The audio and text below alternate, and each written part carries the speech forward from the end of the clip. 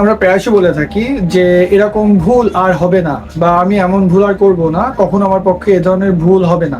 তাহলে এমন ভুল আর হবে না, আমরা সচরাচর কথা বলার ক্ষেত্রে এ ধরনের কথাগুলো হরহামেশা বলেই থাকি। তাহলে যখনই আমরা বুঝাবো যে এরকম ভুল আর হবে না, সেই ক্ষেত্রে আমরা বলবো যে there will be no such lapse for.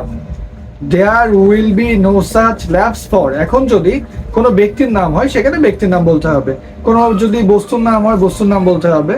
তাহলে সবসময় মনে রাখতে হবে যে এরকম ভুল আমার পক্ষে হবে না। There will be no such lapse for me, আমার পক্ষে হবে না। There will be no such lapse for me, এরকম ভুল আমার পক্ষে আর হবে না। তাহলে আমি যদি বলি আমাদের ক্ষেত্রে বা আমাদের পক্ষে এরকম ভুল আর হবে না, there will be no such lapse for us. There will be no such lapse for them. There will be no such lapse for Shakil. There will be no such lapse for Rahim. তাহলে বুঝলাম কি, রহিমের পক্ষে এরকম ভুল আর হবে না। যখনই আমরা এরকম ভুলের কথা বলবো ঠিক তখনই এই ধরনের ফ্রেজটা ব্যবহার করব। তাহলে there will be no such lapse for me to do such kind of things. তাহলে আমরা যখনই বলবো ঠিক তখনই এই ফ্রেজটা আমরা ব্যবহার করব। কি ব্যবহার করব?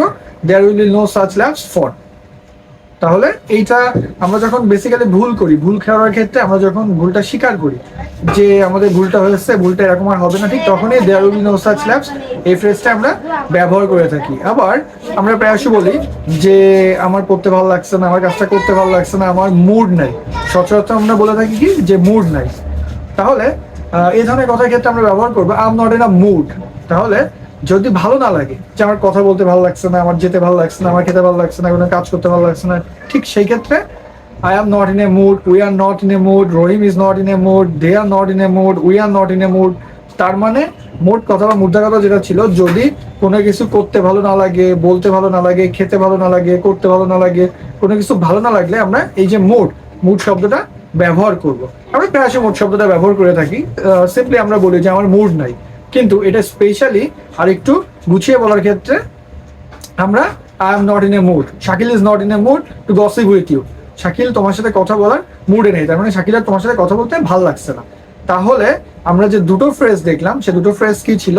দুটো ফ্রেজ এটা শিখছি যে আমার ক্ষেত্রে, তোমার ক্ষেত্রে, আমাদের ক্ষেত্রে এরকম ভুল আর কখনোই হবে না। যখন আমরা এই যে ভুল স্বীকার করা এই ধরনের কথাবার্তাগুলো বলবো, তখন there will be no such lapse for. এই ফরের পরে আমরা ব্যক্তিবাচক অবজেক্ট দিব, for me, for Shakil, for Rahim, for them. অর্থাৎ এই যে there will be no such lapse, এরপরে সবসময় অবজেক্টিভ ফর্মটা বসবে। এটা আমাদের মাথায় রাখতে হবে। যখনই আমরা বলবো যে আমার ক্ষেত্রে বা আমার মতে এরকম ভুল আর কখনোই হবে না, তখনই আমরা এটা ব্যবহার করব। আবার যদি আমরা কি বলছি, আরেকটা বলছি যে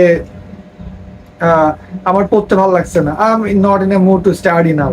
আমার বাইরে খেতে ভালো লাগছে না, I am not in a mood two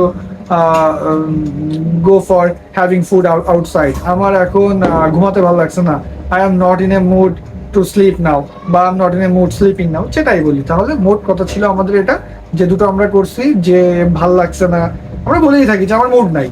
তাহলে যখনই এই ধরনের কথাগুলো আমরা বলবো যে মুড নাই, তখনই I am not in a mood. তাহলে দুটো ফ্রেজ সবসময় আমরা ভালো করে মনে রাখবো এবং ঠুটস্থ রাখবো যে there will be no such lapse for. এই যে ফরের পরে অবজেক্টিভ বসবে। There will be no such lapse মানে আমার পক্ষে এরকম ভুল আর হবে না, আর আমার মুড নাই, আমার করতে ভালো লাগছে না, খেতে ভালো লাগছে না, I am not in a mood, we are not in a mood, এরকম ব্যবহার করবো। তাহলে নট ইন এ মুড তার মানে কোনো কিছু করতে ভালো না লাগলে বোঝাবে। আবার there will be no such lapse for me, অর্থাৎ আমার পক্ষে এরকম ভুল ভ্রান্তি কখনোই হবে না, এই ধরনের শব্দগুলো বোঝাতে আমরা এগুলো ব্যবহার করবো। Thank you.